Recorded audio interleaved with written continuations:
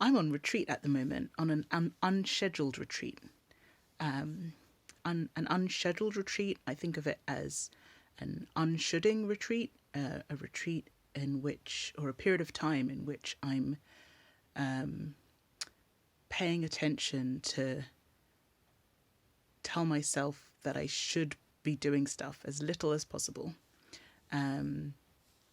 So as well as being described as an unshoulding retreat, it's also been described as an unshedding retreat. Shedding, I think of it as shedding a sense of duty or obligation,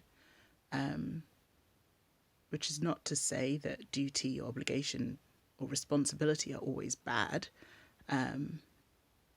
but there's something about making space for myself and making space for what I need in this time. So it's a 3-day retreat, and then I've extended that another day of kind of transitioning out of the retreat and into not being on retreat, or into being on one fewer retreat.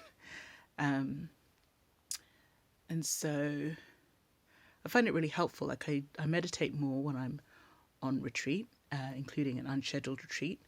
But also there's more flexibility in an unscheduled retreat. So sometimes I'll be planning to meditate, and then I'll be feeling, actually I'm not really feeling this.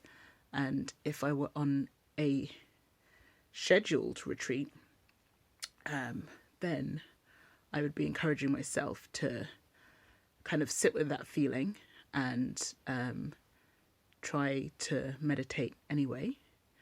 But on an unscheduled retreat, I'm more embracing how I'm feeling, and I'm more going with the flow, following the flow where it wants to go. So there was a meditation that I started earlier and I wasn't really feeling it, so I left it on. It was a guided meditation. I left it going and I started reflecting on this year so far. And that was really exciting for me because I want to be reflecting on each quarter, reflecting on each month, I won't go so far as to say as reflecting on each week, because that's not something that has really been happening. But and reflecting on each day, I started doing a couple of weeks ago. So it's really good to be looking back over the year and be like, oh, I'm on track to do my quarterly reflection. Great, awesome. And to be doing my monthly reflection at the same time. And I wouldn't usually give myself much space for that, I think. And then other things I've been doing on this unscheduled retreat, grocery order, figuring out what to order in my next grocery delivery, working on my week notes, sleeping, listening to podcasts, playing games on my phone, not looking at messages or being in touch with anybody, telling people that I'm offline,